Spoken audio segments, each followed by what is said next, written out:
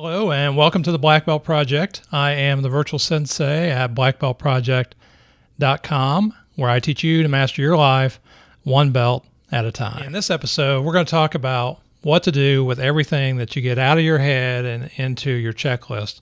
We're going to talk about where I'm going to keep those checklists and what I suggest you do. So let's get started. All right, before we begin, just a quick shout out to all my new subscribers that have come on board.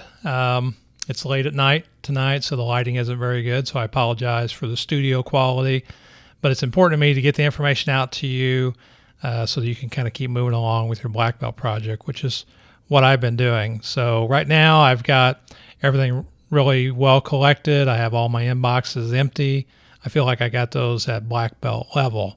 And so now I'm just kind of in the process of figuring out how to do the things that I've got in my next actions.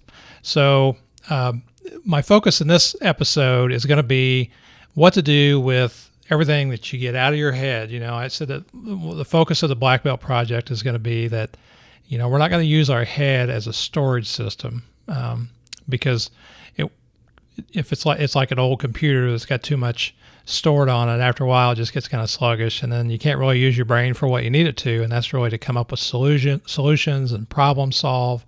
And so we're going to get all the things that we just kind of remember kind of out of our head and onto paper or to some sort of storage system that's external that we can refer to as we need it. Now, you might remember that I created my checklist. I don't have them in here, and put them in a binder because I've already taken them out and put them in my new storage system and shredded those. But, you know, and that's great. So in the process of getting everything out of your head, I think it's a good idea to kind of do that with maybe a yellow pad or maybe use a computer document to kind of type your steps out.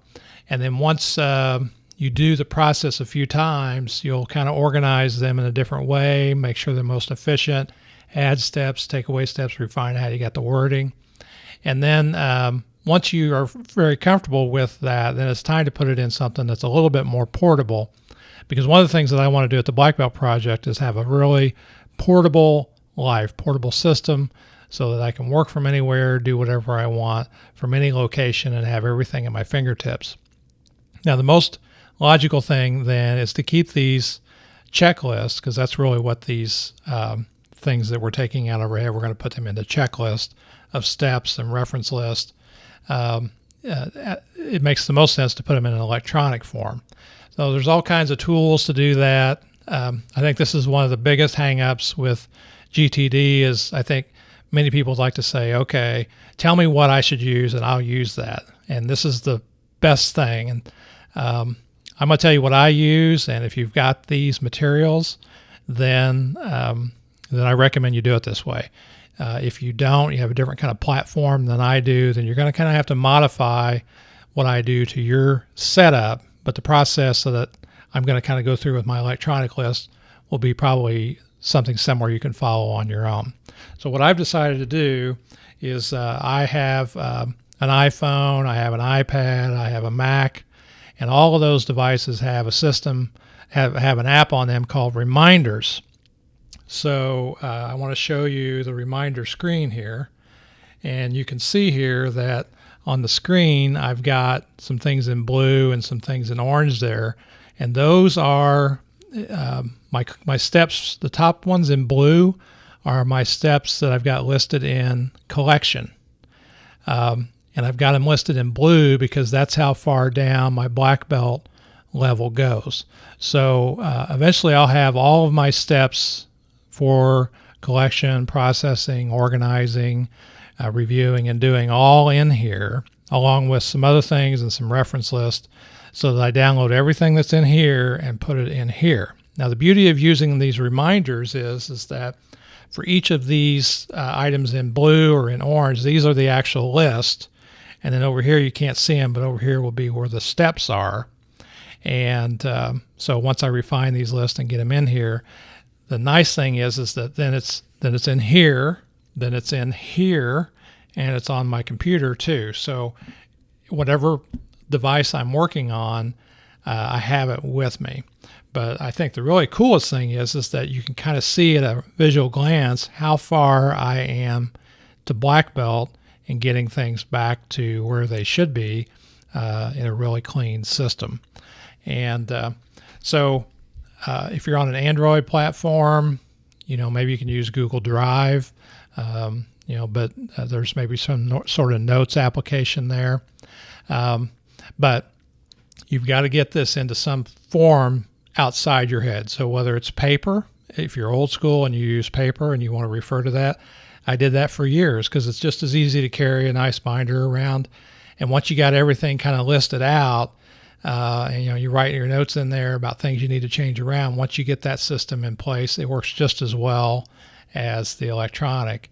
I just think that, for me personally, for a black belt perspective, this is a beautiful way to do it. So that's what I'm going to recommend that you do. Find some sort of electronic way to do it, if at all possible, so that no matter where you are, whether you have your binder or not, the nice thing is that, if I have my phone, I have that with me everywhere. Usually I have all my devices like all the time anyway.